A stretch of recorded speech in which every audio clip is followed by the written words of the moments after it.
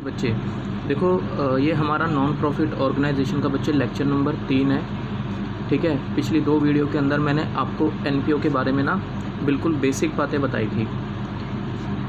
ठीक है, मैंने आपको उसमें ये चीज़ सिखाई थी कि करंट ईयर का एक्सपेंस कैसे कैलकुलेट करते हैं। तो इसमें क्या चीज़ मैंने आपको बताया था कि यार अगर कोई पिछले साल का आइटम होगा तो आप ये देखना कि अगर पिछले साल का आउटस्टैंडिंग है तो वो माइनस हो जाता है, पिछले साल का अगर एडवांस होगा तो वो ऐड हो जाता है। करंट ईयर का आउटस्टैंडिंग होगा तो ऐड, और करंट ईयर का अगर एडवांस होगा तो माइनस, है ना। ये चीज़ें हमने ऑलरेडी डिस्कस करी थी और मैंने आपको इसका एक क्वेश्चन भी कराया था। सो आई होप आपको उस चीज़ में कोई दिक्कत ना हो बच्चे। अगर कोई दिक्कत होती है तो प्लीज़ मुझे कॉल करके आप पूछ लेना, मैं आपको उसका रिप्लाई कर दूँगा। ठीक है, आज की क्लास में लेक्चर नंबर 3 है हमारा ये, और इम्पॉर्टेंट लेक्चर है। ठीक है, आज के लेक्चर के अंदर हम लोग जो है कंज्यूमेबल आइटम्स के बारे में बात करेंगे। ठीक है बच्चे, तो treatment of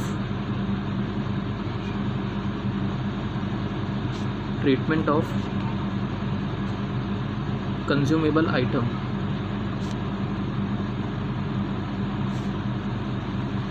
treatment of consumable items. ठीक है जी, तो ट्रीटमेंट ऑफ कंज्यूमेबल आइटम्स मतलब क्या है बच्चे, बात को ध्यान से सुनना। कंज्यूम का मतलब होता है यूज़ करना, कंज्यूमेबल मतलब यूज़ करना।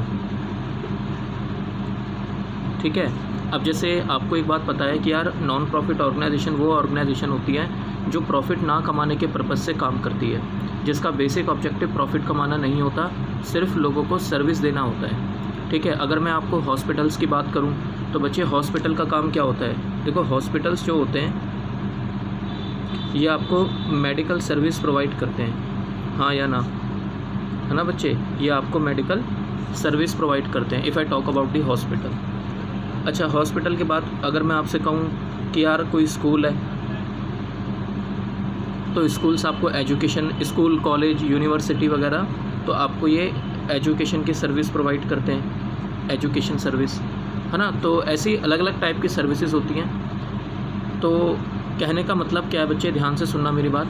अगर मैं आपसे हॉस्पिटल्स की बात करूं तो हॉस्पिटल्स के अंदर ना जनरली ये चीज़ देखने को मिलता है कि उनके पास मेडिसिन्स का स्टॉक होता है।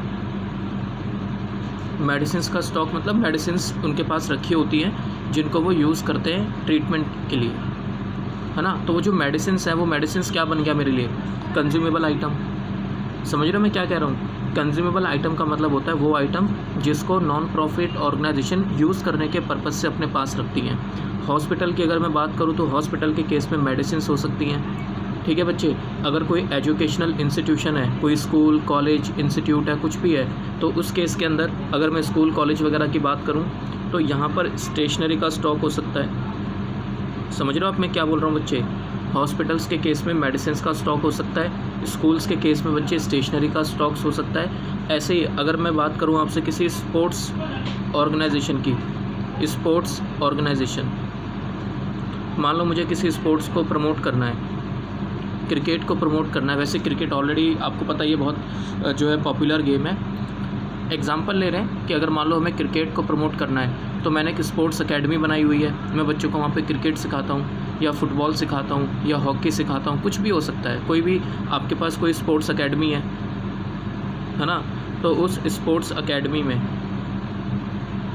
तो बच्चे उस स्पोर्ट्स अकेडमी के अंदर क्या हो सकता है आपके पास, स्पोर्ट्स मटेरियल हो सकता है, स्पोर्ट्स का सामान हो सकता है ना, जिसको हम यूज़ करने के पर्पज़ से रखते हैं। अरे भाई सीधे सा मतलब है, कंज्यूमेबल आइटम का मतलब होता है वो आइटम जिसको नॉन प्रॉफिट ऑर्गेनाइजेशन यूज़ करने के पर्पज़ से अपने पास रखती है, that is called consumable items. या कंज्यूम मतलब यूज़ करना, एक ही बात है बच्चे। ठीक है ना, तो हमें ये सीखना है कि इसका ट्रीटमेंट कैसे होता है। ठीक है बच्चे, तो अब बात को ध्यान से समझना, मैं एक एग्जाम्पल से आपको बात समझाता हूँ। ठीक है, मेडिसिन्स का एग्जाम्पल ले लेते हैं हॉस्पिटल का। तो मेडिसिन्स का एग्जाम्पल लेके मैं आपको बात समझाता हूँ मैं क्या बोलना चाहता हूँ, कैसे इसकी कैलकुलेशन चलेंगी। ठीक है, देखो एग्जाम्पल मान लेते हैं मेडिसिन, ऐसे लिखता हूँ मैं, अमाउंट पेड, प्लीज़ ध्यान से समझना बच्चे, amount paid for stationery purchased, amount paid for stationery purchased. मान लो मैंने 10 लाख रुपए की स्टेशनरी खरीदी, चलो मैंने एक्चुअली बोल में मेडिसिन रहा था, बट मैंने लिख स्टेशनरी दिया, तो कोई बात नहीं, स्टेशनरी का एग्जांपल ले लो। मान लो कोई स्कूल है ना, कोई कॉलेज वगैरह है, कोई एजुकेशनल इंस्टीट्यूट है, तो उसका एग्जांपल ले लेते हैं हम लोग। इसमें लिखा हुआ है amount paid for stationery purchased, तो मैंने स्टेशनरी खरीदी और उसके बदले में 10 लाख रुपए की पेमेंट कर दी। स्टेशनरी परचेस्ड 10 लाख रुपए और उसके लिए मैंने पेमेंट भी कर दी। तो क्या मैं ये कह सकता हूँ बच्चे कि मैंने उसको कैश में ख़रीदा? समझ लो मैं क्या बोल रहा हूँ, मैंने सामान ख़रीदा और उसकी पेमेंट कर दी, तो मैंने कैश परचेज़ करी है बेसिकली। तो मैंने 10 लाख रुपए का सामान ख़रीदा और उसके लिए मैंने अमाउंट पे कर दिया, ठीक है। तो आप मुझे बताओ क्या मेरा 10 लाख रुपए का खर्चा हो गया? नहीं बच्चे, एक्चुअली पता क्या हुआ, 10 लाख रुपए आपने कैश दिया तो उसके बदले में आपने स्टेशनरी का सामान भी तो ले लिया। आपने कोई सर्विस नहीं ली, आपने सामान ख़रीदा, स्टॉक ख़रीदा एक तरीके से। तो आपके पास 10 लाख रुपए का स्टेशनरी का सामान आ गया। अरे भाई आप एक चीज़ सोचो, आप ये सोचो कि मान लो मेरे को स्टेशनरी की दुकान खोलनी है, तो मैंने दुकान खोली, फिर मैंने उसमें 10 लाख रुपए का सामान भरवाया। तो आप बताओ कि आपका जो 10 लाख का आपने सामान भरवाया है, तो क्या वो 10 लाख रुपए आपका एक्सपेंस है? नहीं बच्चे, वो आपका एक्सपेंस नहीं है, वो आपकी एसेट है। स्टेशनरी का स्टॉक आ गया ना आपके पास। 10 लाख रुपए के आपने, मतलब 10 लाख रुपए के अंदर आपने पेन खरीद लिए होंगे, कुछ रजिस्टर खरीद लिए होंगे, कुछ किताबें खरीद ली होंगी, स्टेशनरी का सामान आपने परचेज़ कर लिया। तो फिर खर्चा थोड़ी ना हुआ, खर्चा तो तब होगा ना जब आप उसको यूज़ कर लोगे। समझ रहे हो आप मैं क्या बोल रहा हूँ? देखो, अगर मैं दुकान खोलूँगा तो मैं ऑब्वियसली सेल करने के पर्पज़ से खोलूँगा सामान, लेकिन अगर मैं बात कर रहा हूँ किसी स्कूल की, तो स्कूल में अगर स्टेशनरी खरीदी गई है तो उसको यूज़ करने के पर्पज़ से खरीदी गई होगी। मैं क्या कहना चाह रहा हूँ? मैं ये कहना चाह रहा हूँ कि अगर किसी बच्चे के मन में ये डाउट आता है कि यार ये खर्चा मेरा 10 लाख रुपए का है और इस 10 लाख रुपए को मैं प्रॉफिट एंड लॉस अकाउंट में दिखा दूँगा, तो वो गलत हो जाएगा बच्चे। क्योंकि 10 लाख रुपये का मैंने सामान ख़रीदा ज़रूर है, ठीक है, लेकिन 10 लाख रुपये की स्टेशनरी भी तो आ गई मेरे पास। समझ रहे हो? तो ये बेसिकली एक्सचेंज हो रहा है एक तरीके से। मेरा कैश किसके साथ एक्सचेंज हो गया? स्टेशनरी आइटम के साथ एक्सचेंज हो गया, ठीक है। अब समझना, अब देखना मैं क्या लिखता हूँ यहाँ पे। बताओ, मैंने अमाउंट पे करा स्टेशनरी खरीदने के लिए 10 लाख। क्वेश्चन आपसे ये कहता है क्लोजिंग स्टॉक। क्वेश्चन आपसे क्या कहता है बच्चे?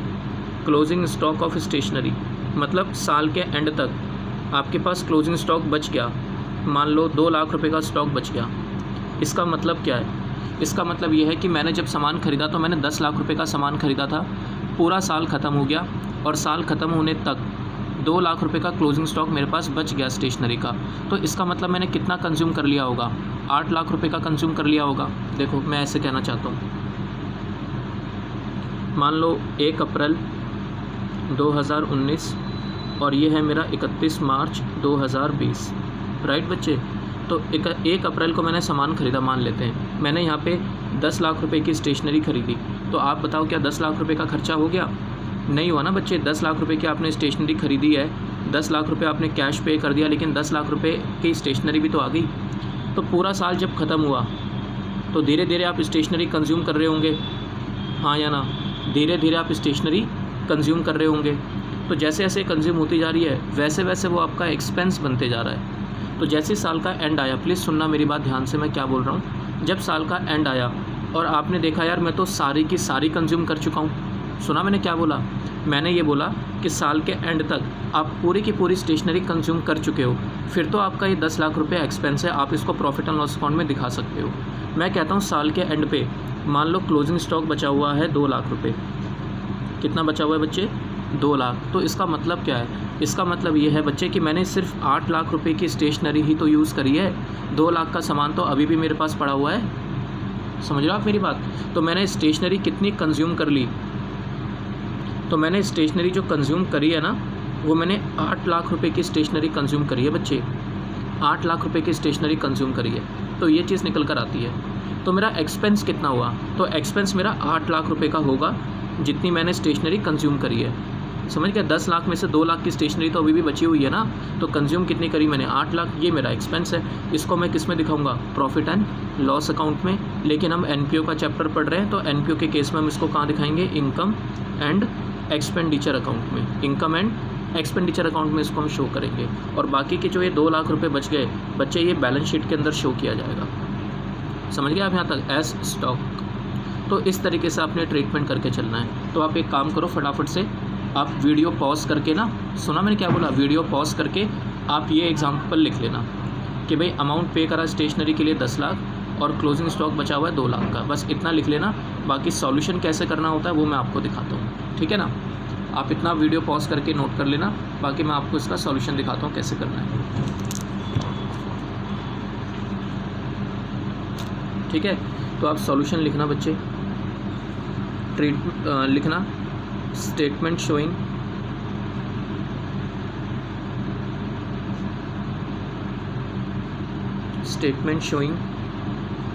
Stationery consumed, statement showing stationery consume कि आपने कितनी स्टेशनरी कंज्यूम करी है, ठीक है बच्चे। तो देखो आप आगे बताओ आपने कितनी स्टेशनरी परचेस्ड कितने की करी,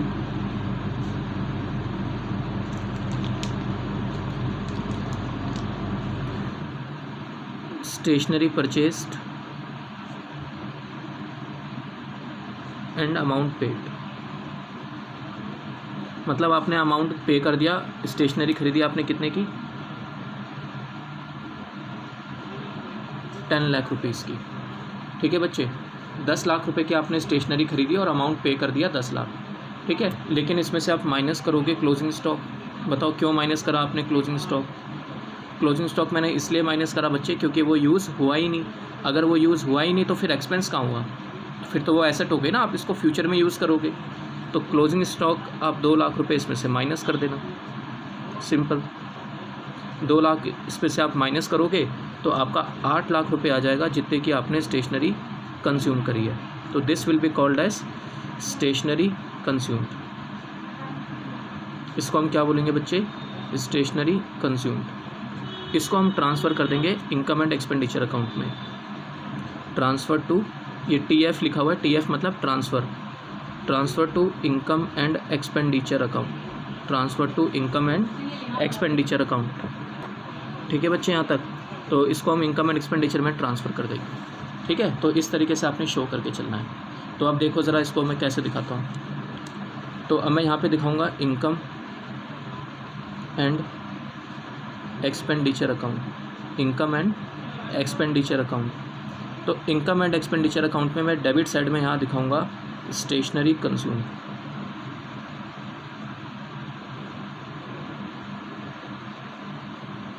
स्टेशनरी कंज्यूम्ड कितना दिखाऊंगा यहाँ पे? 8 लाख,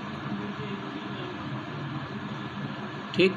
और बाकी के जो बच गया, अच्छा कौन से साल की है ये इनकम एंड एक्सपेंडिचर अकाउंट? कौन से साल का है बच्चे? करंट ईयर का, for the year 31 March 2020, current year की बात कर रहा हूँ बच्चे मैं, ठीक है ना। और जो बैलेंस शीट बच गया क्लोजिंग स्टॉक वो बैलेंस शीट में जाएगा। बैलेंस शीट में कब की बैलेंस शीट है? करंट ईयर की, एज ऑन 31 मार्च 2020। हम यहाँ पे दिखाएंगे क्लोजिंग स्टॉक 2 लाख, ठीक है। बैलेंस शीट में हम यहाँ इसको दिखाएंगे। इस तरीके से आपने ट्रीटमेंट करके चलना है बच्चे, ठीक है ना। Statement showing stationery consumed. तो पहले आपने ये दिखाया कि आपने कितने की स्टेशनरी खरीदी, उसमें से आपने क्लोजिंग स्टॉक माइनस कर दिया। क्यों? क्योंकि मैं उसको यूज़ कर ही नहीं पाया। तो अगर मैं उसको यूज़ नहीं कर पाया तो फिर वो एसेट है, उसको बैलेंस शीट में दिखाएंगे हम।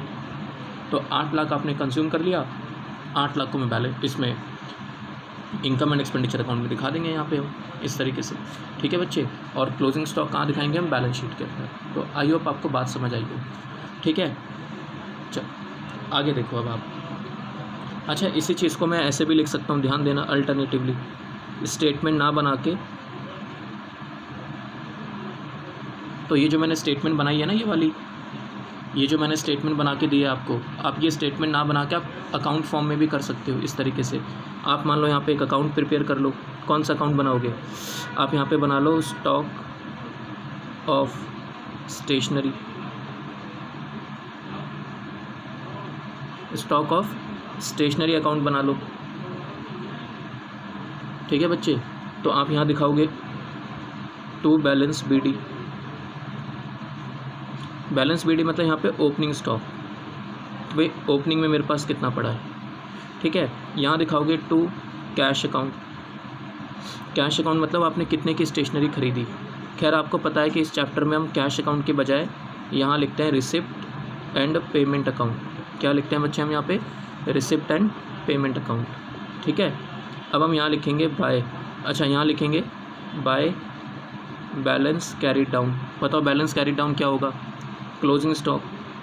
अरे जैसे ट्रेडिंग अकाउंट नहीं बनाते क्या, जैसे आप ट्रेडिंग अकाउंट बनाते हो ना, बिल्कुल वही चीज़ है। यहाँ पे क्या है, ओपनिंग स्टॉक, ये क्या आता है यहाँ पे, क्लोजिंग स्टॉक, ये क्या आ गया यहाँ पे, परचेजेस, ये क्या है, परचेज, क्या आपने कितने की स्टेशनरी परचेज़ करी है, ये क्लोजिंग स्टॉक आ गया आपका। बताओ मैंने कितने की स्टेशनरी खरीदी, 10 लाख की, हाँ या ना, 10 लाख की स्टेशनरी खरीदी। बताओ क्लोजिंग स्टॉक कितना बचा हुआ है, 2 लाख रुपये, 2 लाख रुपये का क्लोजिंग स्टॉक है। तो मुझे बताओ बैलेंसिंग फिगर कहाँ पे आ रहा है, क्रेडिट साइड में डिफरेंस आ रहा है 8 लाख रुपये का। तो बताओ ये 8 लाख रुपये का क्या मतलब है कि स्टेशनरी मैंने 8 लाख की कंज्यूम कर ली। तो मैं यहाँ लिखूँगा by income and expenditure account balancing figure, और इसको हम किस में दिखा देंगे बच्चे, इनकम एंड एक्सपेंडिचर में। टोटल कितना हो गया 10 लाख, टोटल कितना हो गया 10 लाख। ये 8 लाख रुपए बैलेंसिंग फिगर का मतलब क्या है कि आपको ये 8 लाख रुपए क्वेश्चन में नहीं दिया हुआ, ये हमने बैलेंस करके निकाला है। ठीक है ना, 10 लाख में से 2 लाख का क्लोजिंग स्टॉक, तो 8 लाख आपने कंज्यूम कर लिए होंगे। तो ये क्या है, this is stationery, this is stationery consumed, stationery consumed. I hope आपको बात समझ आई हो यहाँ तक। ठीक है बच्चे मेरे, तो ये चीज़ निकल कर आती है। ठीक है, ये मैंने आपको पहला एग्जाम्पल लिखवाया है, तो आप इसको नोट डाउन कर लेना। ठीक है, एग्जाम्पल नंबर 2 देखते हैं आप।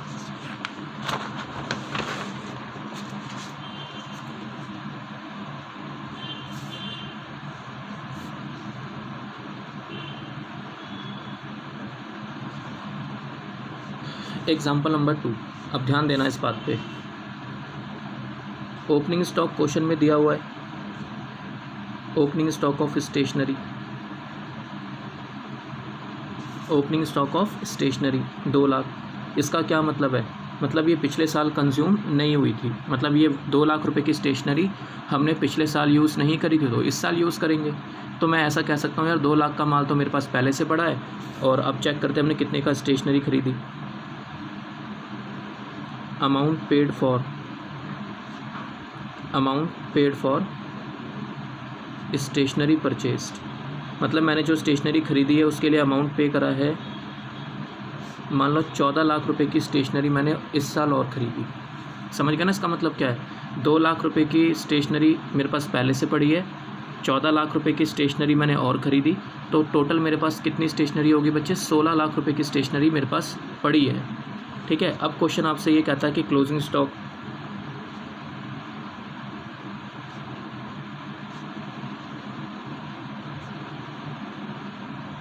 क्लोजिंग स्टॉक ऑफ स्टेशनरी, मान लो 3 लाख रुपए का क्लोजिंग स्टॉक है। इसका मतलब क्या है, ध्यान देना, ये आपका एग्जांपल है जो मैंने लिखा है, एग्जांपल नंबर 2। 2 लाख रुपए की स्टेशनरी पहले से पड़ी है, 2 लाख का सामान मेरे पास पहले से पड़ा है।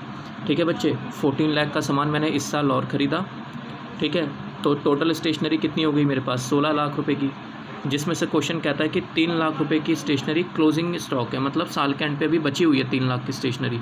तो इसका मतलब ये हो गया ना, मैंने 13 लाख रुपए की स्टेशनरी कंज्यूम कर ली होगी।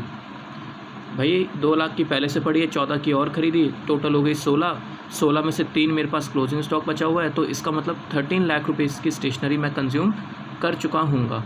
तो जो 13 लाख की स्टेशनरी मैं कंज्यूम कर चुका हूँ वो किस में चला जाएगा, मेरा प्रॉफिट एंड लॉस अकाउंट में, मतलब इनकम एंड एक्सपेंडिचर अकाउंट में। ठीक है बच्चे, तो आप यहाँ लिखो कैलकुलेट, कैलकुलेट स्टेशनरी कंज्यूम्ड।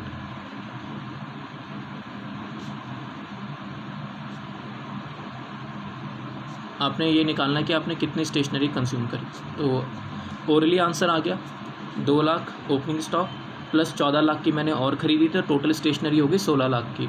16 में से 3 मेरे पास क्लोजिंग स्टॉक बचा हुआ है, तो इसका मतलब 13 लाख रुपए की स्टेशनरी मैं कंज्यूम कर चुका हूँ, है ना। तो 13 लाख आपका आंसर आना है इसका। चलो करके देख लेते हैं इसको सॉल्यूशन।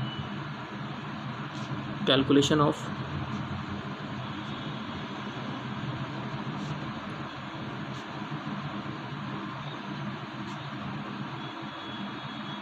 Stationery consumed.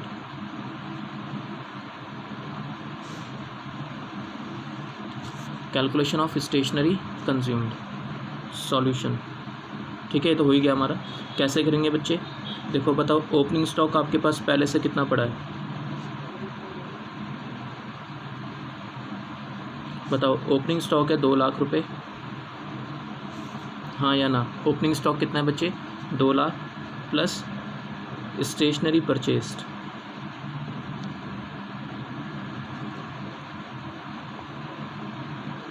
बताओ स्टेशनरी परचेज मैंने कितनी करी? 14 लाख रुपीज़ की स्टेशनरी मैंने परचेज़ करी, हाँ या ना? तो मुझे बताओगे आप टोटल स्टेशनरी मेरे पास कितनी हो गई? Total stationery available for use, available for use, यानी कि 16 लाख रुपए की स्टेशनरी मेरे पास है जिसको मैं यूज़ कर सकता हूँ बच्चे। तो 16 लाख में से लेकिन क्वेश्चन कह रहा है कि आपके पास क्लोजिंग स्टॉक कितना है? बताओ, क्लोजिंग स्टॉक ऑफ स्टेशनरी बताओ। 3 लाख रुपए का क्लोजिंग स्टॉक बचा हुआ है ना, तो 3 लाख रुपए का क्लोजिंग स्टॉक आप माइनस कर देना। तो इसका मतलब कितनी स्टेशनरी आ गई? 13 लाख, हाँ या ना? तो इसको मैं क्या बोलूँगा बच्चे? Stationery consumed, this is called as stationery consume. तो जितनी स्टेशनरी आपने कंज्यूम कर ली बच्चे, इसको हम ट्रांसफ़र कर देंगे, ट्रांसफ़र टू, हाँ जी, transfer to income and expenditure account, transfer to income and expenditure account. I hope समझ आई हो बच्चे बात यहाँ तक आपको, ठीक है ना? अब मैं आपको यही चीज़, प्लीज़ सुनना, यही चीज़ अगर मुझे अकाउंट फॉर्म में करनी हो तो मैं यहाँ पे क्या करूँगा? एक अकाउंट बनाऊँगा, stock of stationery, stock of stationery account. अगर अकाउंट फॉर्म में करना हो तो, है ना? ये मेरी अल्टरनेट प्रेजेंटेशन है, दिस इज़ अल्टरनेटिवली। दोनों तरीके से आपको आना चाहिए बच्चे। अल्टरनेटिवली आप क्या लिखोगे? टू ओपनिंग स्टॉक, या ऐसे लिखना बच्चे, to balance b d. Stock account बना रहे हो ना आप, तो ये बीडी मतलब क्या है बच्चे? ओपनिंग स्टॉक, 2 लाख का ओपनिंग स्टॉक है। टू कैश, यानी कि रिसिप्ट एंड पेमेंट अकाउंट। आपको पता है ना, कैश की बजाय हम इस चैप्टर में receipt and payment account use करते हैं। ये बेसिकली कैश परचेज़ है, मैंने स्टेशनरी कैश में ख़रीदी है, कितने की? 14 लाख रुपए की, हाँ या ना? ठीक है मेरे बच्चे, तो 14 लाख यहाँ पे क्या लिखेंगे हम? By balance carry down. बताओ ये क्या है? ये मेरा क्लोजिंग स्टॉक है कि नहीं भाई? क्लोजिंग स्टॉक मेरा कितना है? 3 लाख। ये इन्फॉर्मेशन मुझे क्वेश्चन में ऑलरेडी दी हुई है, ठीक है ना? टोटल देख लो, ये वाली साइड ज़्यादा आ रही है, 16 लाख, इसको हमने टोटल कर लिया। बताओ 16 लाख की स्टेशनरी मेरे पास टोटल है, जिसमें से 3 लाख रुपए क्लोजिंग स्टॉक बचा रहा है। तो इसका मतलब ये हो गया कि 16 में से अगर 3 क्लोजिंग स्टॉक है तो 13 लाख रुपीज़ का डिफरेंस आ रहा है। इतनी स्टेशनरी मैंने कंज्यूम कर ली होगी। तो हम यहाँ पे क्या लिखेंगे? By income and expenditure account, income and expenditure account, that is balancing figure, ठीक है बच्चे? और ये 13 लाख रुपीज़ क्या है मेरा? Stationery consume, stationery consumed. I hope समझ आया आपको बात यहाँ तक, ठीक है बच्चे? इस तरीके से भी आप इसको शो कर सकते हो, ठीक है? अब मुझे बताओ, इनकम एंड एक्सपेंडिचर में कितना दिखाएंगे हम? 13 लाख रुपए, और बैलेंस शीट में कितना जाएगा? 3 लाख रुपए। ये क्या है मेरा? ये क्लोजिंग स्टॉक है ना, तो क्लोजिंग स्टॉक है तो ये बैलेंस शीट में जाएगा। अच्छा, कौन से साल की बैलेंस शीट में जाएगा? करंट ईयर की बैलेंस शीट में। क्लोजिंग स्टॉक का मतलब क्या है? इस साल का स्टॉक। और ये जो ओपनिंग स्टॉक है, ये क्या चीज़ है बच्चे? ये मेरा ओपनिंग स्टॉक है। तो ओपनिंग स्टॉक का मतलब पिछले साल का क्लोजिंग। सुना मैंने क्या बोला? बैलेंस कैरी डाउन मतलब करंट ईयर का क्लोजिंग स्टॉक, और बैलेंस बीडी का मतलब क्या है? पिछले साल का क्लोजिंग। ओपनिंग स्टॉक का मतलब क्या होता है? पिछले साल का क्लोजिंग स्टॉक। तो इसको दिखाएंगे हम पिछले साल की बैलेंस शीट में। आई होप समझ आई हो बात यहाँ तक आपको, ठीक है ना? मैं आपको दिखाता हूँ। तो यहाँ पे हम क्या करेंगे? Income and expenditure account,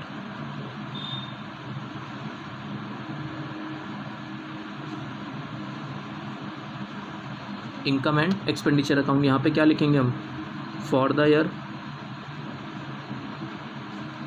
31 March 2020।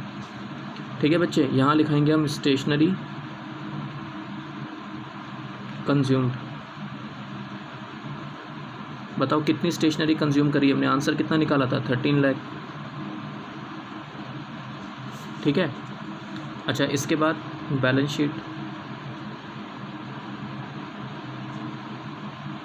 Balance sheet में बात कर रहा हूँ करंट ईयर की, यानी कि 31 मार्च 2020। और एक बात और बता देता हूँ बच्चे, ये जो इनकम एंड एक्सपेंडिचर अकाउंट आपने बनाया है या ये बैलेंस शीट बना रहे हो, ये कंप्लीट नहीं बना रहे, सिर्फ एक इन्फॉर्मेशन दिखाने के लिए बना रहे हैं हम लोग। सुन रहे हो मैं क्या बोल रहा हूँ? सिर्फ एक इन्फॉर्मेशन दिखाने के लिए। तो इसके ना ब्रैकेट में आप लिख देना यहाँ पे एन एक्सट्रैक्ट। एक्सट्रैक्ट का मतलब क्या होता है? एक छोटा सा टुकड़ा बना रहे हैं बस। ठीक है। बैलेंस शीट ये भी क्या है? An extract. एक्सट्रैक्ट मतलब एक छोटा सा टुकड़ा, सिर्फ रेलिवेंट इन्फॉर्मेशन दिखाने के लिए। ये करंट ईयर की है तो सिर्फ करंट ईयर का स्टॉक आएगा, दैट इज़ क्लोजिंग स्टॉक। कितना बच्चे? 3 लाख रुपए। तो आई होप समझ आई हो बात यहाँ तक आपको। ठीक है। और जो पिछले साल का स्टॉक है वो पिछले साल की बैलेंस शीट में, यानी कि बैलेंस शीट कब की?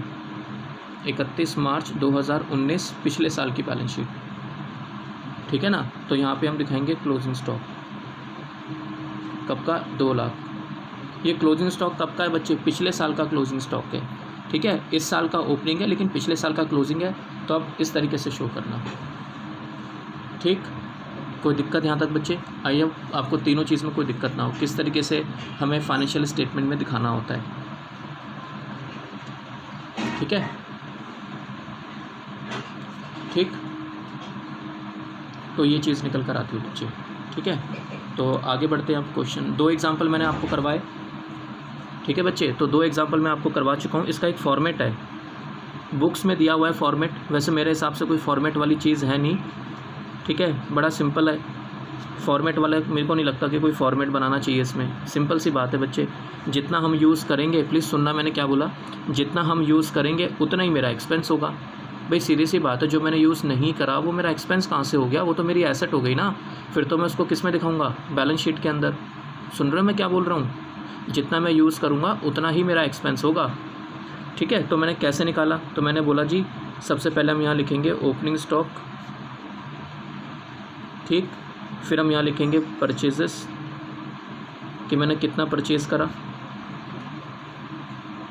ओपनिंग स्टॉक ऑफ स्टेशनरी, वो आप लिख लेना आगे। ओपनिंग स्टॉक ऑफ, चलो लिख ही देता हूँ मैं, opening stock of stationery. Stationery के अलावा यहाँ पे मेडिसिन भी हो सकता है, यहाँ पर स्पोर्ट्स इक्विपमेंट भी हो सकता है, वो तो देखना पड़ेगा आपको। ठीक है बच्चे। परचेजेस, और इसमें से हम माइनस कर देंगे closing stock of stationery.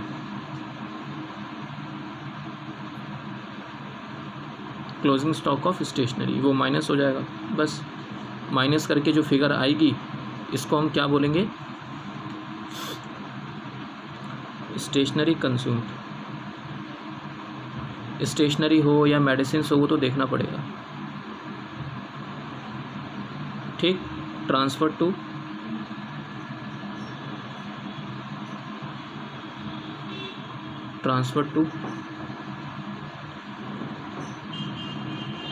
Income and expenditure account. ठीक है ना। तो इस तरीके से आपने करके चलना है बच्चे। और ये कोई फॉर्मेट वाली बात है नहीं, ये बड़ा सिंपल सा कॉन्सेप्ट है कि जितना हमने यूज़ करा वही मेरा खर्चा है, तभी तो इसको कंज्यूमेबल आइटम कहते हैं। ठीक है। जितना कंज्यूम करोगे वो खर्चा है आपका। चलिए बच्चे एक और एग्जांपल लिखो आप, 3rd एग्जांपल, एग्जांपल नंबर 3। ठीक है। तीसरा एग्जांपल लिखो आप, आपको बात समझ आएगी। Example number 3। ठीक है। सबसे पहले आप यहाँ लिखो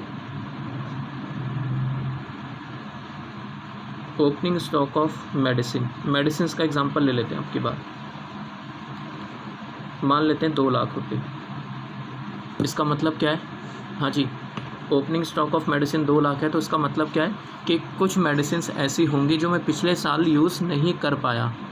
भाई हॉस्पिटल वाले जितनी मेडिसिन खरीदते हैं, क्या ये ज़रूरी है कि पूरी की पूरी कंज्यूम हो जाती है? कुछ स्टॉक भी तो बच जाता है।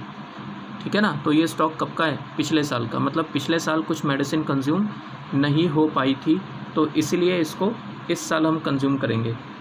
ठीक है। खैर चलो, ओपनिंग स्टॉक कितना है बच्चे? 2 लाख। ठीक है, यहाँ पे लिखा हुआ है ओपनिंग, पूरा लिख देता हूँ मैं, opening creditors,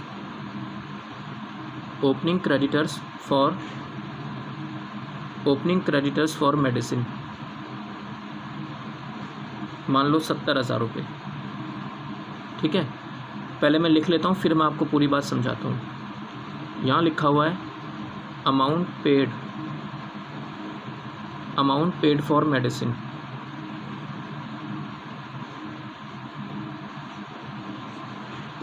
amount paid for medicine purchased. तो जो हमने मेडिसिन खरीदी है उसके लिए अमाउंट पे करा है, मान लेते हैं 4.5 लाख रुपए, या ऐसा करते हैं 5.5 लाख कर देते हैं, 5.5 लाख रुपए। ठीक है, 5,50,000। फिर आगे क्वेश्चन कह रहा है आपसे closing stock of medicine. Question आपसे क्या बोल रहा है बच्चे, क्लोजिंग स्टॉक ऑफ मेडिसिन मान लेते हैं 62,000 रुपीज़, 62,000। ठीक है ना, ये लिखा हुआ है। और इसके बाद फिर आप यहाँ पे लिखना closing creditors for medicine, closing creditors for medicine, ये लिखा हुआ है आपके सामने। मान लो कुछ भी एज्यूम कर ले, मान लो 45,000 रुपीज़, ये लिखा हुआ है। ठीक है बच्चे, ये एग्जाम्पल है और कहता है कैलकुलेट। मैं यहाँ लिख देता हूँ, आपसे क्या क्वेश्चन बोल रहा है, वो ये कह रहा है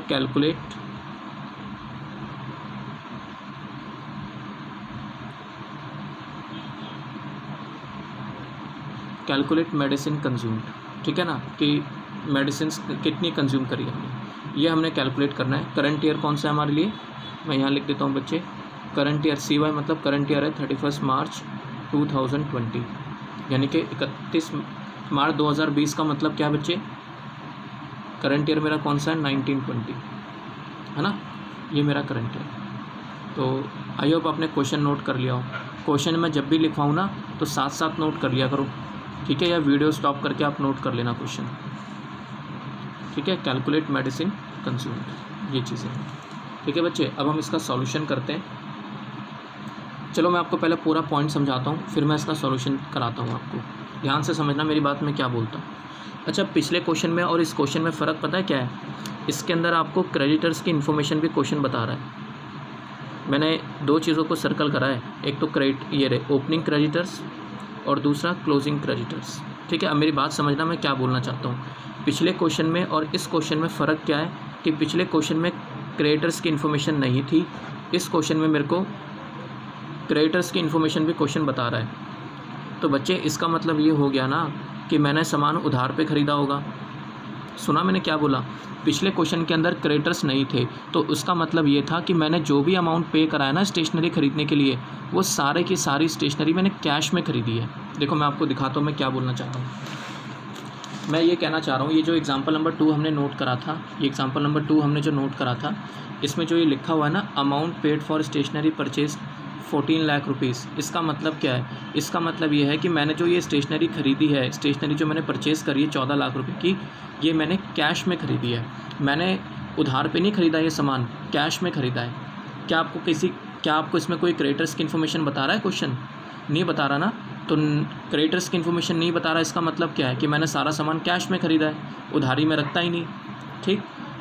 ठीक है, अब ध्यान से सुनना इस वाले एग्जाम्पल में। अब इस वाले एग्जाम्पल में क्या फ़र्क है, इस वाले एग्जाम्पल में आपको क्रेडिटर्स की इन्फॉर्मेशन भी क्वेश्चन बता रहा है। तो अगर आपको क्वेश्चन क्रेडिटर्स की इन्फॉर्मेशन बता रहा है तो इसका मतलब ये हो गया कि मैंने सामान उधार में ख़रीदा होगा, हाँ या ना, यही मतलब है ना बच्चे इसका। तो अब बताना ज़रा, आप क्या मुझे बता सकते हो कि मैंने उधार पे कितना सामान ख़रीदा? देखो मैं बताता हूँ कैसे। आप मुझे ये बताओ सबसे पहले कि अमाउंट जो आपने ये पे करा है, amount paid for stationery purchased, आपने स्टेशनरी ख़रीदी, उसके लिए आपने कितना अमाउंट पे करा है बच्चे? 5.5 लाख रुपए, हाँ या ना। ये अमाउंट कब पे करा है? ड्यूरिंग द ईयर, लिख लेना इसको साथ में,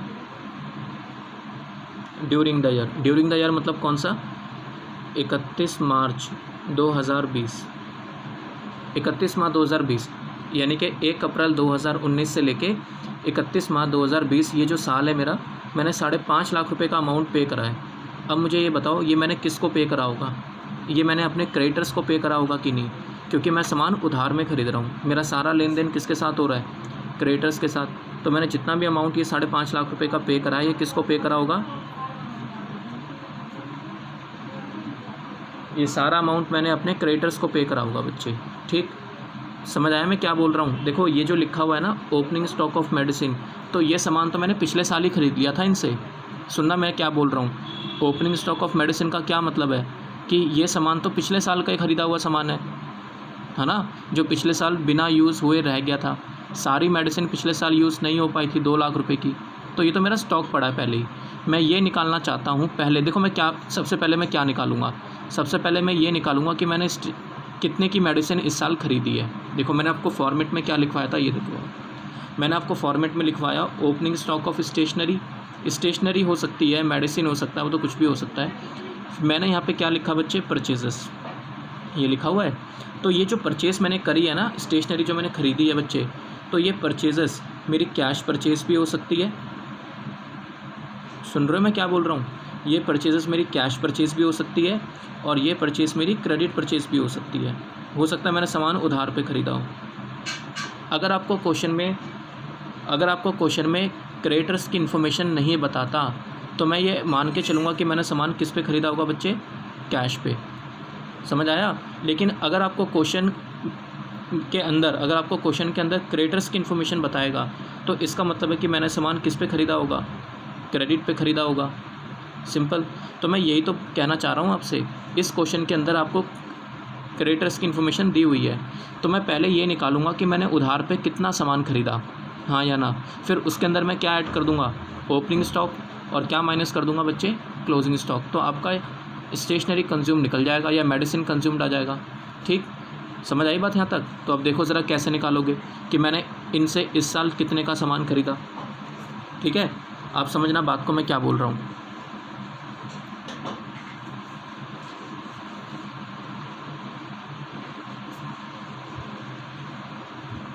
तो देखो ज़रा, इसमें ओपनिंग स्टॉक 2 लाख का है तो चलो छोड़ो। आप ये देखो, आपने ओपनिंग क्रेडिटर्स फॉर मेडिसिन कितना है? 70। इसका मतलब ये है बच्चे कि आपने इनसे माल पिछले साल ख़रीदा होगा, बट आपने पिछले साल पे नहीं करा था। समझ रहे हो मैं क्या बोल रहा हूँ? ओपनिंग क्रेडिटर फॉर मेडिसिन, इसका क्या मतलब है? इसका मतलब ये है कि आपने मेडिसिन पिछले साल ख़रीदी थी, बट आपने इनको पिछले साल पैसे नहीं दिए थे। अगर आप पैसे दे देते तो फिर तो क्रेडिटर्स वाली बात ही नहीं होती ना। अगर आपको क्वेश्चन पिछले साल के क्रेडिटर्स बता रहा है तो इसका मतलब ये है ना कि आपने इनको पिछले साल पैसे नहीं दिए थे। समझ आ रही मेरी बात, मैं क्या बोल रहा हूँ? अच्छा, तो आप मुझे ये बताओ कि अगर आपने 70,000 रुपये पिछले साल पे नहीं करे थे तो कब पे करे होंगे? इस साल पे करे होंगे। समझ आ रही है यहाँ तक? और आप चेक करो कि मैंने इस साल कितना अमाउंट पे करा है। देखो लिखा हुआ है amount paid for medicine purchased during the year. तो इस साल मेडिसिन ख़रीदने के लिए मैंने कितना अमाउंट पे करा है? 5.5 लाख रुपये। तो मैंने ये 5.5 लाख रुपये किसको पे करे होंगे बच्चे? क्रेडिटर्स को पे करे होंगे ना। समझ आ रही है? क्योंकि मैं सामान किस पे ख़रीद रहा हूँ? उधार पे। तो मैंने ये अमाउंट क्रेडिटर्स को पे करा होगा। अब मुझे बताओ 5.5 लाख रुपये में से 70,000 रुपये मैंने पिछले साल के दिए होंगे कि नहीं दिए होंगे? इस साल मैंने टोटल कितना पे करा है? 5.5 लाख। 5.5 लाख रुपये में से 70,000 रुपये तो मैंने पिछले बारी के पे करे। तो इसका मतलब मैंने इस साल मेडिसिन खरीदने के लिए कितना अमाउंट पे करा होगा? सुना मैंने क्या बोला? भाई टोटल पेमेंट 5.5 लाख है, जिसमें से 70,000 रुपये की क्रेडिटर्स तो पिछली बार वाले हैं। तो मैंने इस साल मैंने मेडिसिन खरीदने के लिए कितना अमाउंट पे करा होगा? 5.5 लाख माइनस 70,000 रुपये, यानी कि 4,80,000। समझ आया मैंने क्या बोला? तो 4,80,000 मैंने अपने क्रेडिटर्स को पे करा है इस साल की स्टेशनरी खरीदने के लिए। समझ आए यहाँ तक? अच्छा, फिर क्या बता रहा है question? Closing stock of medicine, इसका क्या मतलब है? इसका मतलब ये है बच्चे कि आपने इनसे माल तो ख़रीद लिया इस साल। प्लीज़ सुनना मैं क्या बोल रहा हूँ। इसका मतलब क्या है कि मैंने इनसे माल तो ख़रीद लिया इस साल 62,000 रुपये का, लेकिन पेमेंट नहीं करी। सुना मैंने क्या बोला? मैंने इनसे माल तो ख़रीद लिया इस साल लेकिन पेमेंट नहीं करी। अगर मैंने 62,000 रुपये का माल ख़रीद लिया और पैसे नहीं दिए तो सामान तो ख़रीदा ना मैंने। मैं क्या निकालना चाह रहा हूँ मैं ये निकालना चाहता हूँ कि मैंने कितने की मेडिसिन ख़रीदी है इस साल, मैंने कितने की मेडिसिन ख़रीदी है। तो ये भी तो इंक्लूड होना चाहिए ना। पैसे नहीं दिए लेकिन सामान तो ख़रीदा है। सुना मैंने क्या बोला? मैंने सामान तो ख़रीदा है, पैसे ही तो नहीं दिए। अगर मैंने पैसे नहीं दिए तो इसका मतलब वो इसके अंदर इंक्लूड नहीं है। देखो क्या लिखा है, amount paid for medicine during the year. मैंने अमाउंट पे करा है इस साल मेडिसिन ख़रीदने के लिए, हाँ या ना? 5.5 लाख। 5.5 लाख में से 70,000 तो मैंने पिछली बार वाले दिए होंगे, तो इस बार मैंने कितने दिए? 4,80,000। लेकिन क्वेश्चन कह रहा है 62,000 का आपने सामान तो खरीद दिया लेकिन पैसे नहीं दिए। तो फिर ऐड बैक करो इसको, ताकि आप ये जान सको कि आपने इस साल टोटल कितने की मेडिसिन खरीदी है। समझ आई मेरी बात यहाँ तक? तो इसको ऐड बैक करेंगे बच्चे, समझ गए? तो मैंने कितने का हुआ? 480 प्लस 62, तो आंसर आपका आएगा 5,42,000। आंसर कितना आएगा बच्चे? 5,42,000। पता है ये क्या आया? 5,42,000 आ गया ये medicine purchased during the year, कि आपने कितनी मेडिसिन इस साल खरीदी है, 5,42,000 की। समझ आई मेरी बात यहाँ तक? मैं क्रेडिटर्स की इन्फॉर्मेशन किस काम के लिए यूज़ कर रहा हूँ? ये निकालने के लिए कि मैंने कितने की स्टेशनरी इस साल खरीदी है। ठीक है, तो मैंने 5,42,000 ये निकाला मैंने, देखो 5,42,000। अब बताओ 5,42,000 में मैं क्या करूँगा? ये मैंने क्या निकाला, इस साल मैंने कितने की स्टेशनरी खरीदी, फिर मैं इसमें ऐड करूँगा ओपनिंग स्टॉक, फिर मैं माइनस करूँगा इसमें से क्लोजिंग स्टॉक। ठीक है ना?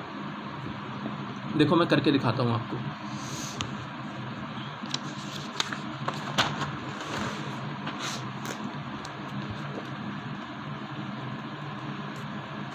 देखो सॉल्यूशन,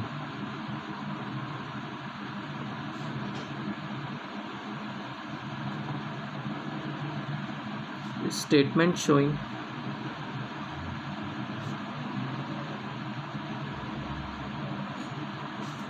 showing मेडिसिन कंज्यूम्ड। आपने कितनी मेडिसिन इस साल कंज्यूम करी होगी? तो सबसे पहले तो मैं ये निकालता हूँ कि मैंने कितने की स्टेशनरी खरीदी, कितने की मेडिसिन खरीदी है इस साल। तो मैं यहाँ लिखूँगा बच्चे सबसे पहले amount paid for medicine, amount paid for medicine. तो अमाउंट मैंने कितना पे करा है मेडिसिन के लिए बच्चे, मैं देख लूँ एक बार पीछे। इसमें आ रहा है 5.5 लाख। कितनी पे करिए? 5.5 लाख। इस साल जो मैंने टोटल अमाउंट पे करा है, amount paid for medicine during the year,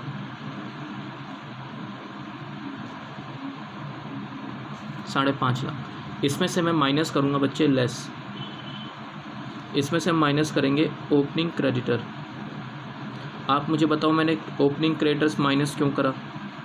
मैंने ओपनिंग क्रेडिटर्स बच्चे इसलिए माइनस करा क्योंकि इनसे मैंने सामान पिछले साल ख़रीद लिया होगा, यूज़ भी कर लिया होगा, बस पैसे नहीं दिए थे मैंने इनको पिछले बार।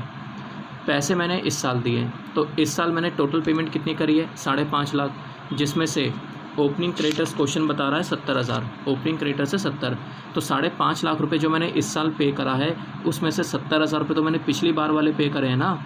समझ रहे हो आप मेरी बात? तो क्या वो इस साल का खर्चा है? नहीं, हटा दो उसको आप। तो 70,000 रुपये आप इसमें से हटा देना, ये माइनस हो जाएगा, हाँ या ना? और बच्चे इसमें हम लोग ऐड बैक करेंगे क्लोजिंग क्रेडिटर। बताओ इसको मैंने क्यों ऐड करा? क्लोजिंग क्रेडिटर्स को मैंने बच्चे इसलिए ऐड करा क्योंकि मैंने इनसे सामान तो ख़रीद लिया, बस पैसे नहीं दिए। सुना मैंने क्या बोला? सामान तो ख़रीद लिया, पैसे नहीं दिए। क्योंकि अगर पैसे दे दिए होते तो फिर क्रेडिटर्स कहाँ से आते? क्रेडिटर्स होने का मतलब ही क्या है कि पैसे नहीं दिए होंगे, हाँ या ना? तो मैंने जो टोटल पेमेंट करी है ना 5.5 लाख में, इसमें से 70,000 रुपये पिछली बार वाले हैं, और तो 480 जो मैंने पे करा होगा वो इस साल के लिए पे करा होगा। ठीक है, और हाँ इस साल मैंने 62,000 का सामान और ख़रीदा है जिसके पैसे नहीं दिए, तो मैंने ऐड कर लिया टोटल। तो मेरे पास क्या आ जाएगा? Stationery purchased.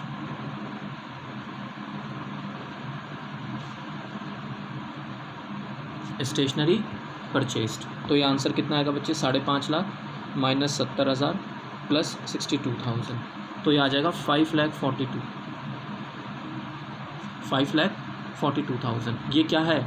ये है stationery purchased during the year. कि मैंने, सॉरी बच्चे, स्टेशनरी नहीं, रियली सॉरी, वो बार बार मेरे मुंह से स्टेशनरी निकल रहा है। एक्चुअली ये मेडिसिन है ना, मैंने मेडिसिन का एग्जांपल लिया है, तो ये बार बार मेरे मुँह से वो स्टेशनरी का एग्जांपल है, ठीक है। तो कोई बात नहीं, मेडिसिन के एग्जांपल के हिसाब से आप समझ लो, ठीक है। ये मैंने मेडिसिन खरीदी है 5,42,000 की। अब मैं अच्छा ये कब खरीदी है? इस साल। Medicine purchase during the year. अब मैं इसमें ऐड करूँगा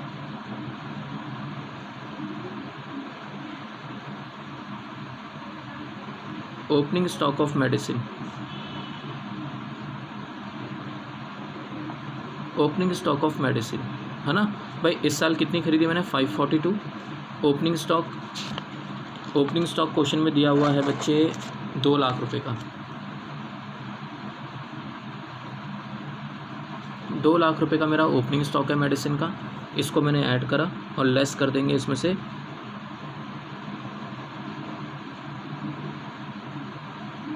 क्लोजिंग स्टॉक ऑफ मेडिसिन।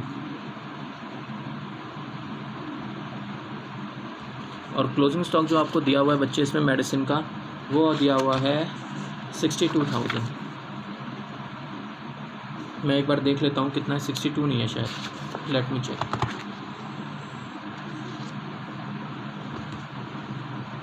अच्छा, एक्चुअली क्लोजिंग स्टॉक बच्चे 62 है, प्लीज़ वो थोड़ी सी गलती हो गई। क्लोजिंग स्टॉक जो है वो 62 है और जो क्लोजिंग के क्रेडिटर्स है वो 45 है। रियली सॉरी बच्चे, 62,000 रुपये मेरा क्या है क्लोजिंग स्टॉक और 45,000 रुपये मेरे क्रेडिटर्स हैं। तो क्रेडिटर्स को थोड़ा सा चेंज कर लेते हैं, यहाँ पे ना 45,000 आएगा। ये 62 की जगह कितना आएगा बच्चे? 45, ठीक है। तो उसके अकॉर्डिंग हमारा आंसर चेंज हो जाएगा, तो कोई दिक्कत नहीं है। 5.5 लाख माइनस 70,000 प्लस 45, तो ये 525 आ रहा है, ठीक है बच्चे, 525। और क्लोजिंग स्टॉक 62,000 है, इसको ऐड कर देंगे, लेस कर देंगे इसमें, ठीक है। तो 525 प्लस 2 लाख माइनस 62, तो ये आ रहा है 6,63,000। 6,63,000 ये क्या आ गया बच्चे? This is what? Medicine consume. इस साल मैंने कितनी मेडिसिन खरीदी होगी? मेडिसिन कंज्यूम्ड, ठीक है जी। और इसको हम ट्रांसफ़र कर देंगे, transfer to income and expenditure account. I hope समझ आई हो बात यहाँ तक, ठीक है। देखो अगर मेरे को अकाउंट बना के कराना होता तो मैं कैसे कराता अल्टरनेटिवली?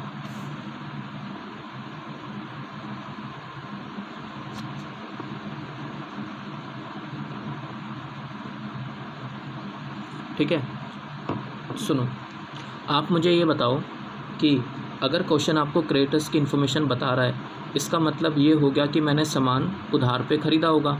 ये जो मैं मेडिसिन ख़रीद रहा हूँ ये उधार पे ख़रीद रहा हूँ ना, तभी तो क्वेश्चन मुझे क्रेडिटर्स की इन्फॉर्मेशन बता रहा है। तो मैंने सामान इस साल कितना ख़रीदा होगा, इसके लिए मेरे को यहाँ पे क्रेडिटर्स अकाउंट बनाना पड़ेगा बच्चे, ये जानने के लिए कि मैंने इनसे कितना सामान ख़रीदा है, ठीक है। तो देखना ज़रा, मैं यहाँ पे एक अकाउंट बनाऊँगा, creditors for medicine.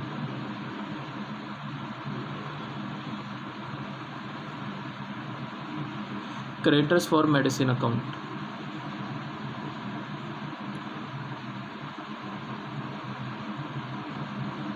Opening balance, creditors का जो ओपनिंग बैलेंस है बच्चे वो 70,000 है, ठीक है। मुझे बताओ क्रेडिटर्स मेरी लायबिलिटी होता है और लायबिलिटी का हमेशा क्रेडिट बैलेंस होता है, तो आप क्रेडिट से स्टार्ट करेंगे। बाय बैलेंस BD 70,000 रुपये, ठीक है। फिर आप यहाँ लिखोगे to balance carry down. Closing stock इसमें क्लोजिंग क्रेडिटर्स इसमें दिए हुए हैं 45, हाँ या ना, ये दिखा दिया मैंने। फिर क्वेश्चन में लिखा हुआ है कि amount paid for medicine during the year. तो आप मुझे बताओ ये अमाउंट हमने किसको पे करा है? अपने क्रेडिटर्स को पे करा है ना, समझ रहे हो मैं क्या बोल रहा हूँ? आपने जो अमाउंट पे करा है वो किसको पे करा है? अपने क्रेडिटर्स को। तो आप मुझे ये बताओ कि क्रेडिटर्स को अमाउंट पे करोगे तो लायबिलिटी बढ़ेगी या कम होगी? मतलब क्रेडिटर्स बढ़ेंगे या कम होंगे? तो क्रेडिटर्स कम हो जाएंगे। अरे भाई अगर आप क्रेडिटर्स को पेमेंट करोगे तो क्रेडिटर्स कम होंगे ना, और अगर क्रेडिटर्स कम होंगे यानी कि लायबिलिटी कम होगी तो मैं उसको कहाँ दिखाऊंगा? डेबिट साइड में। तो जितना अमाउंट आपने पे करा है वो यहाँ दिखाना टू कैश या रिसिप्ट एंड पेमेंट अकाउंट, क्योंकि आपको पता है कि जितना भी कैश हम इस साल रिसीव करते हैं या पे करते हैं वो कहाँ आता है, रिसिप्ट एंड पेमेंट अकाउंट में। यहाँ आ जाएगा। आपने 5.5 लाख रुपए पे करा है, बस अब चेक करो डिफरेंस कहाँ आ रहा है। डिफरेंस आ रहा है आपका यहाँ पे। ये टोटल कर लो, ये कितना हो गया, ये टोटल कितना आएगा, 5.5 लाख प्लस 45, तो 5.5 lakh plus 45 that is 5,95,000 rupees. 5,95,000, 70,000 minus करोगे ना तो यहाँ पर डिफरेंस आ जाएगा। यहाँ पे डिफरेंस आने का मतलब क्या है कि क्रेडिटर्स इंक्रीज़ कर रहे हैं। सुना मैंने क्या बोला बच्चे, अगर डेबिट में डिफरेंस आता है तो उसका मतलब होता है कि क्रेडिटर्स कम हो रहे हैं।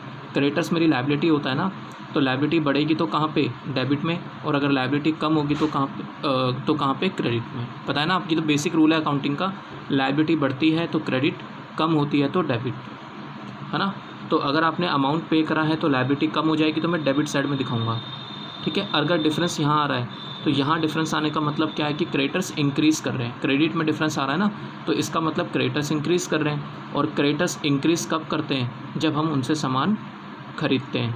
तो यहाँ लिखोगे आप परचेसेस, ये डिफरेंस आ जाएगा कि आपने इनसे कितने की स्टेशनरी खरीदी, डिफरेंस आ जाएगा बैलेंसिंग फिगर। समझ गए यहाँ तक। ये क्या निकाला आपने कि कितने की स्टेशनरी आपने इनसे इस साल खरीदी है, तो 70,000 रुपये लेस करके 5,25,000 रुपये आ जाएगा। तो ये 5,25,000 क्या निकल कर आया, स्टेशनरी परचेस्ड, ठीक, कि हमने इस साल कितने की स्टेशनरी खरीदी है। सो आई होप बात समझ आई हो आपको यहाँ तक, ठीक है। ये 525 ये निकाल लिया था ना आपने, ये देखो ये रहा, ये 525 आपने निकाल ही लिया था कि आपने कितने की मेडिसिन खरीदी है इनसे। बच्चे अगर मेरे मुंह से बार बार अगर कभी स्टेशनरी निकल जाए ना तो आप समझ जाना वो मेडिसिन स्टेशनरी वो एक ही बात है, ठीक है। तो ये चीज़ निकल कर आती है बच्चे। ये अकाउंट आप प्रिपेयर कर लेना, क्रेडिटर्स फॉर मेडिसिन अकाउंट, ठीक है। तो ये बात निकल कर आ गई कि क्रेडिटर्स अकाउंट बनाने से क्या निकल कर आ जाएगा कि आपने इस साल कितने की स्टेशनरी खरीदी है, मेडिसिन खरीदी है, ठीक है। अब मैं यहाँ पे एक अकाउंट और बनाऊँगा, स्टॉक ऑफ मेडिसिन, ये जानने के लिए कि मैंने कितने की मेडिसिन कंज्यूम कर ली, ठीक है। तो यहाँ पे एक अकाउंट हम और बनाएंगे।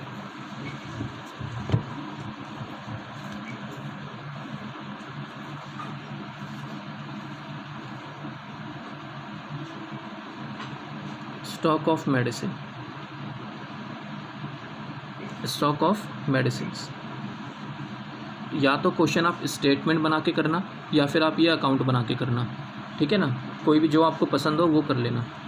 तो यहाँ पे हम क्या दिखाएंगे बच्चे, सबसे पहले to balance BD opening stock, और ओपनिंग स्टॉक क्वेश्चन में 2 लाख रुपए बता रहा था, ठीक है बच्चे। यहाँ पे क्या, अच्छा मुझे बताओ, स्टॉक तो एसेट होती है तो डेबिट से स्टार्ट करेंगे। तो ओपनिंग स्टॉक 2 लाख प्लस उधार पे कितना ख़रीदा मैंने, यहाँ लिखेंगे क्रेडिट परचेज। उधार पे ख़रीदी ना आपने स्टॉक मेडिसिन का, तो 5,25,000 रुपये का सामान आपने ख़रीदा, हाँ या ना। अभी निकाला आपने, कैलकुलेट करा, और क्लोजिंग स्टॉक कितना बता रहा है क्वेश्चन मेडिसिन का, 62,000, ठीक। तो आप ये देखो डिफरेंस कहाँ आ रहा है। अगर डिफरेंस क्रेडिट साइड में आ रहा है तो इसका मतलब है कि मेरा स्टॉक कम हो रहा है। भाई स्टॉक मेरी एसेट है, बढ़ेगा तो डेबिट में और कम होगा तो क्रेडिट में, है ना। बढ़ेगा तो डेबिट, कम होगा तो क्रेडिट। तो डिफरेंस तो यहाँ आ रहा है, तो यहाँ डिफरेंस आने का मतलब क्या है कि स्टॉक कम हो रहा है। और मुझे बताओ स्टॉक कम कब होता है, जब हम यूज़ करते हैं। तो ये कितना हो गया, 7,25,000, 7,25,000, 7,25,000, इसमें से हम माइनस करेंगे 62, तो ये 663 आ जाएगा बच्चे, ठीक है। तो चेक कर लो, देखो ये 663 आ रहा था पहले भी कि हमने कितनी मेडिसिन कंज्यूम करी है, 663, है ना। तो ये यहाँ आ जाएगा डिफरेंस। तो यहाँ लिखेंगे by income and expenditure account, income and expenditure account balancing figure 6,63, और ये 6,63,000 क्या है बच्चे, मेडिसिन कंज्यूम्ड, और ये जितनी मेडिसिन आपने कंज्यूम करी है इसको हम ट्रांसफ़र कर देंगे इनकम एंड एक्सपेंडिचर अकाउंट। इस तरीके से हम लोग इसको शो करते हैं बच्चे, ठीक है। अगर आपसे क्वेश्चन कहता है कि नहीं जी आप इसको फाइनेंशियल स्टेटमेंट में भी दिखाओ, तो आपको ये बात बहुत अच्छे से पता है कि नॉन प्रॉफिट ऑर्गेनाइजेशन अपने फाइनेंशियल स्टेटमेंट के अंदर 3 चीज़ें बनाती हैं। एक तो रिसिप्ट एंड पेमेंट अकाउंट, दूसरा इनकम एंड एक्सपेंडिचर अकाउंट और बैलेंस शीट, है ना।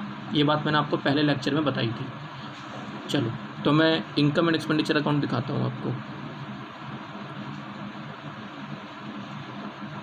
इनकम एंड एक्सपेंडिचर अकाउंट, ठीक है।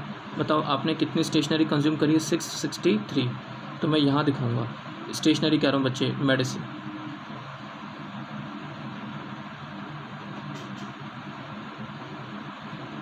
मेडिसिन कंज्यूम्ड 6,63,000, ठीक है ना।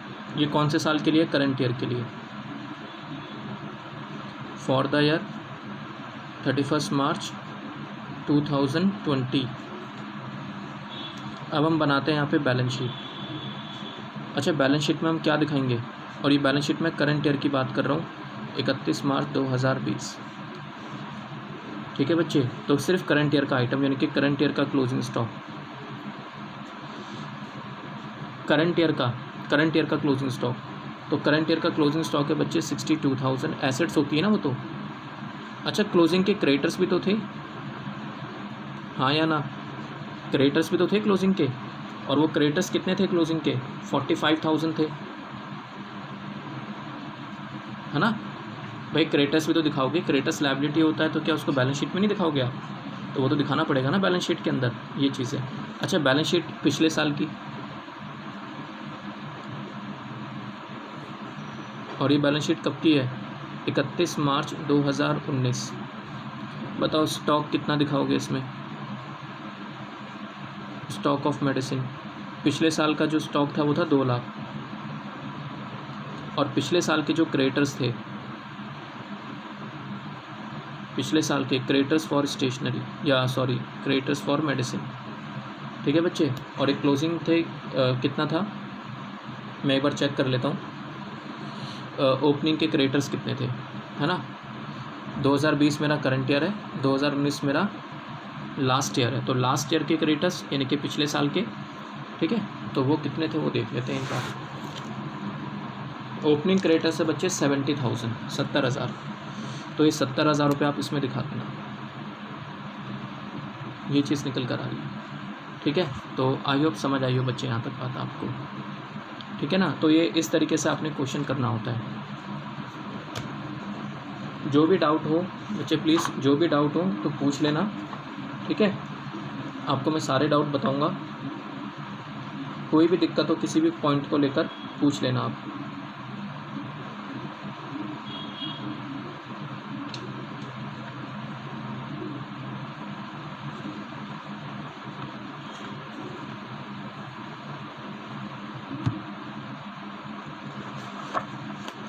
देखो मैं आपको एक क्वेश्चन रीड करवाता हूँ, ठीक है। वो क्वेश्चन देखना आप ज़रा क्या है।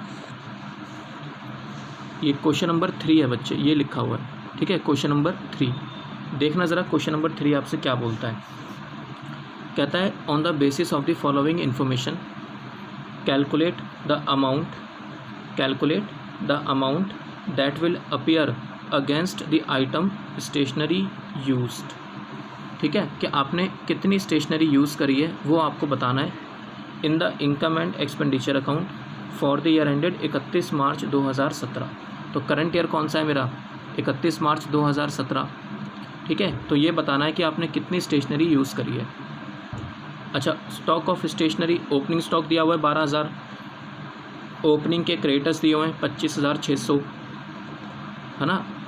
तो इसका मतलब इनसे माल तो ख़रीद लिया आपने, पिछले साल ही ख़रीद लिया होगा, बस पैसे नहीं दिए थे। पैसे आप इस साल पे करोगे। तो देखो क्या लिखा है, amount paid for stationery during the year ended 31 March 2017। तो इस साल हमने कितना अमाउंट पे करा है?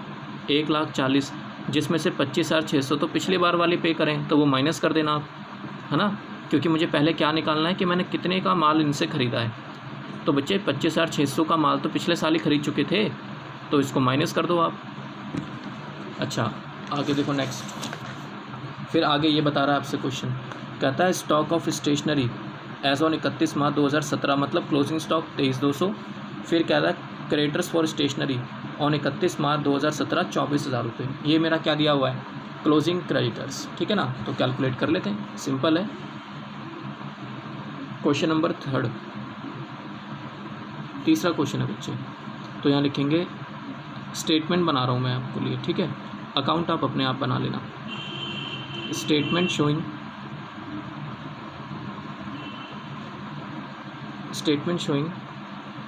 amount of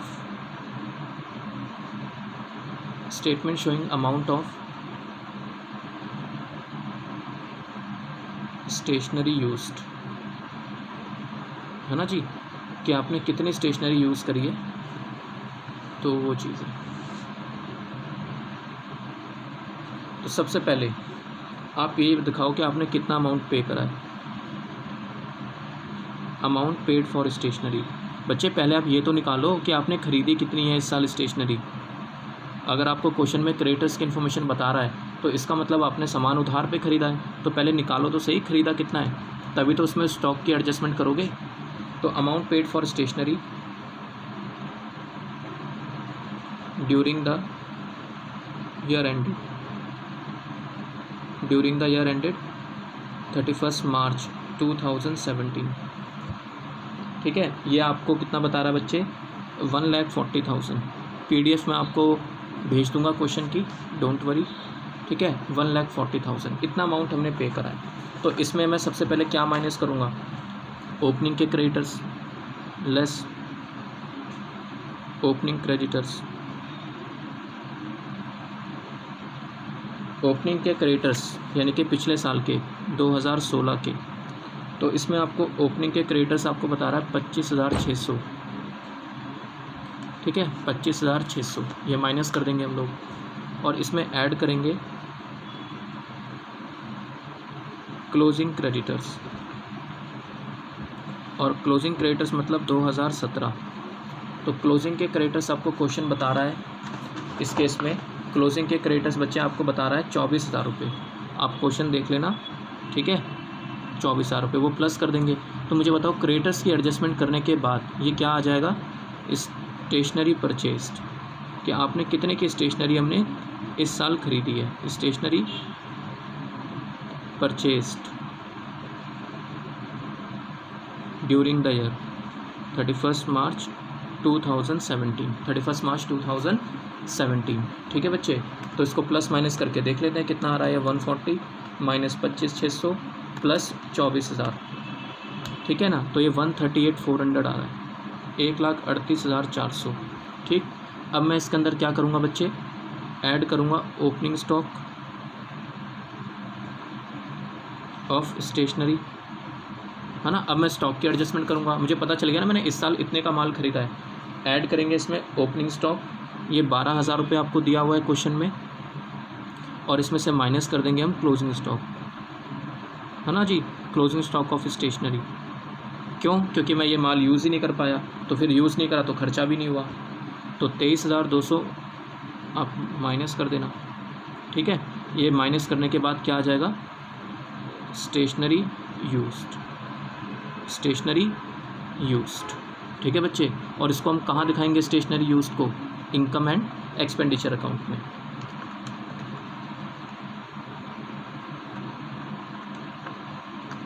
और ये आपका आ जाएगा बच्चे 1,27,200, 1,27,200, और इसको हम कहाँ दिखा देंगे, इनकम एंड एक्सपेंडिचर अकाउंट में, ठीक है। आई होप आपको बात समझ आई हो बच्चे यहाँ तक, ठीक है। तो प्लीज़ इसको रिवाइज़ कर लेना, बाकी बातें हम नेक्स्ट क्लास में करते हैं, ठीक है। रिवाइज़ कर लेना बच्चे इसको प्लीज़।